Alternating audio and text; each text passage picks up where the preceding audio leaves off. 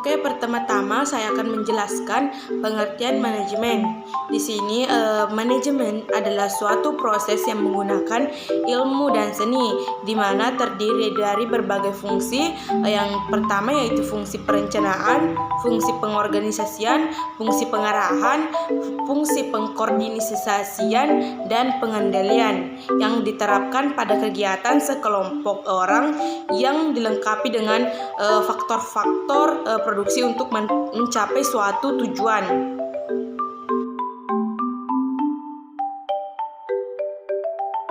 Oke, selanjutnya yaitu perencanaan. Di sini, perencanaan merupakan langkah awal agar semua kegiatan mempunyai pedoman pelaksanaan kerja, di mana bentuk-bentuk perencanaan yang pertama sasaran, yang kedua kebijakan, yang ketiga strategis, yang keempat prosedur, yang kelima aturan, yang keenam program.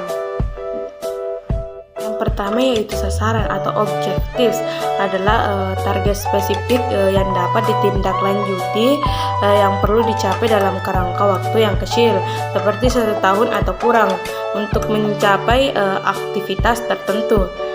Selanjutnya yaitu kebijakan.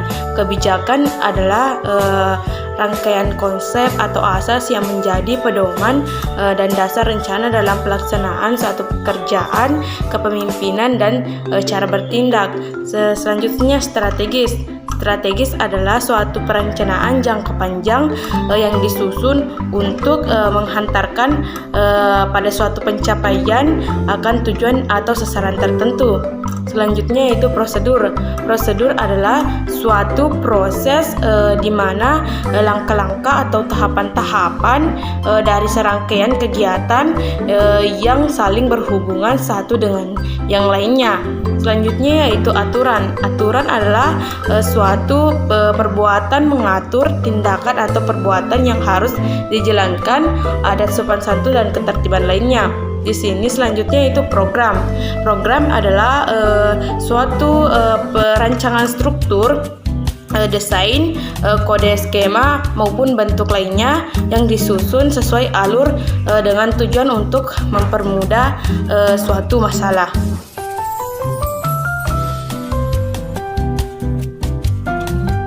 Selanjutnya yaitu pengorganisasian.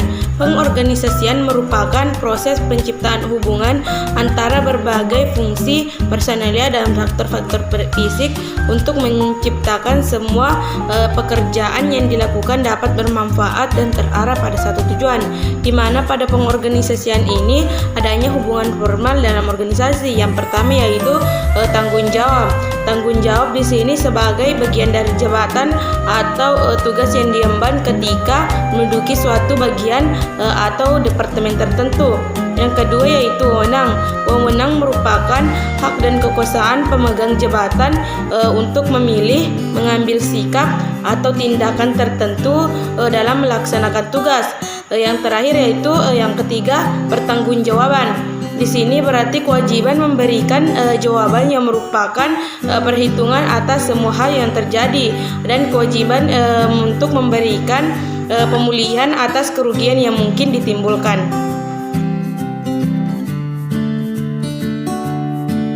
Selanjutnya yaitu pengarahan, di mana di sini pengarahan adalah suatu tindakan untuk mengusahakan agar semua organisasi melakukan kegiatan yang sudah ditentukan ke arah tercapainya tujuan. Di sini pengarahan ada pendukungnya. Yang pertama motivasi, yang kedua kepemimpinan, yang ketiga komunikasi. Pertama yaitu motivasi. Motivasi adalah keadaan dalam diri seseorang untuk menyebabkan mereka berperilaku atau mau melakukan sesuatu dengan cara menjamin tercapainya satu tujuan. Yang kedua yaitu kepemimpinan. Di sini kepemimpinan dalam manajemen adalah pengarahan yang berhubungan dengan usaha memberikan bimbingan atau saran kepada bawahan dalam pelaksanaan tugas masing-masing. Maka pengarahan ada hubungannya dengan kepemimpinan atau seorang manajer memberikan pengarahan dalam suatu organisasi atau perusahaan. Yang ketiga yaitu komunikasi. Di sini komunikasi adalah proses pengiriman atau penerimaan informasi atau pesan antara dua orang atau lebih dengan cara yang efektif sehingga pesan yang dimaksud dimengerti. Di sini jadi komunikasi memiliki peran yang penting karena tanpa komunikasi apa yang ada dalam diri seseorang tidak akan sampai pada orang lain. Selanjutnya yaitu motivasi. Motivasi merupakan proses pemberian motif atau penggerak kepada karyawan untuk dapat bekerja sedemikian rupa sehingga tujuan organisasi secara efisien dan dapat tercapai. Di sini terdapatnya teori motivasi menurut Maslow. Yang pertama, kebutuhan fisik. Di sini kebutuhan fisik yang dimaksud yaitu kebutuhan sandang dan pangan. Yang kedua yaitu kebutuhan akan keamanan dan keselamatan. Yang dimaksud dengan di sini kebutuhan akan keamanan dan keselamatan yaitu mengenai keamanan fisik ataupun emosional atau rasional dari orang tersebut. Yang ketiga, kebutuhan untuk berkelompok.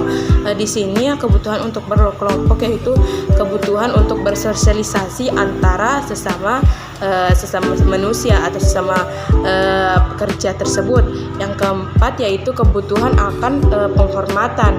Di sini kebutuhan akan penghormatan yang dimaksud yaitu tentang bagaimana seseorang tersebut dapat menghormati sesamanya. Yang kelima yaitu kebutuhan akan pengakuan diri.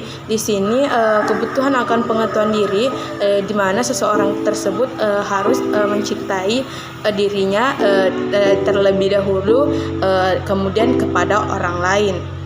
Dan adapun teknik pemberian motivasi di sini yang pertama yaitu motivasi tidak langsung seperti penciptaan situasi dalam organisasi yang menunjang untuk berprestasi.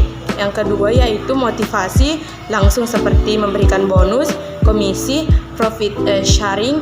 Yang selanjutnya jaminan sosial dan kesejahteraan. Selanjutnya yaitu kepemimpinan. Kepemimpinan adalah proses pengarahan yang dapat memotivasi orang lain untuk bekerja ke arah pencapaian tertentu. Selanjutnya di sini adapun tingkat manajemen berdasarkan skillnya. Yang pertama yaitu top management atau manajemen puncak adalah level paling atas dalam manajemen yang diisi oleh para kalangan petinggi dan eksekutif yang nantinya bertugas untuk menjalankan ilmu manajemen. Yang kedua yaitu middle management atau manajemen menengah, di mana manajemen menengah pada dasarnya bertugas untuk penghubung antara manajemen puncak dan manajemen lini pertama. Selanjutnya yaitu operating management adalah merupakan bagian manajemen yang erat kaitannya dengan mengawasi, merancang, dan mengendalikan kegiatan produksi. Selain itu, manajemen ini bertugas untuk mengendalikan kegiatan produksi dan proses perbaikan strategis kegiatan dalam bisnis produk padahal produk barang dan jasa.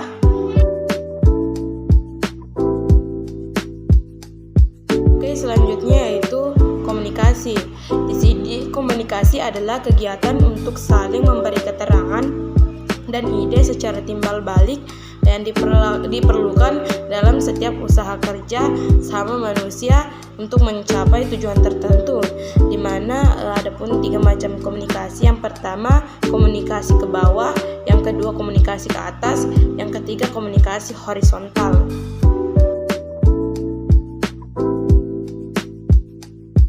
Selanjutnya yaitu pengendalian, di mana di sini pengendalian merupakan aktivitas untuk menemukan, mengoreksi adanya penyimpangan dari hasil yang telah dicapai dibandingkan dengan rencana kerja yang telah ditetapkan. Di mana di sini adapun langkah-langkah dalam proses pengendalian. Yang pertama yaitu menetapkan standar atau metode untuk mengukur prestasi. Yang kedua mengukur prestasi kerja. Yang ketiga menentukan apakah prestasi yang kerja memenuhi standar. Yang keempat, mengambil tindakan korektif. Adapun jenis-jenisnya, jenis-jenis pengendalian, yang pertama pengendalian kemudi, yang kedua pengendalian scaring, yang ketiga pengendalian purnakarya. Oke, yang pertama yaitu pengendalian kemudi ataupun pengawasan umpan maju. Yang itu metode ini diperlukan untuk mendeteksi penyimpangan dari beberapa standar atau tujuan tertentu dan memungkinkan pengembalian tindakan koreksi yang berada di depan. Yang kedua yaitu pengendalian secara scaring atau pengendalian ya atau tidak. Di sini metode ini sangat luas digunakan karena mampu melakukan penelitian ganda, dan metode ini fungsional bila prosedur dan syarat-syarat tertentu disepakati sebelum melakukan kegiatan. Yang ketiga itu pengendalian purnakarya. Di sini pengendalian metode ini digunakan untuk melihat adanya penyimpangan arah dan tujuan perusahaan setelah kegiatan selesai. Pengendalian ini hampir mirip dengan evaluasi yang waktu pelaksanaannya ditetapkan.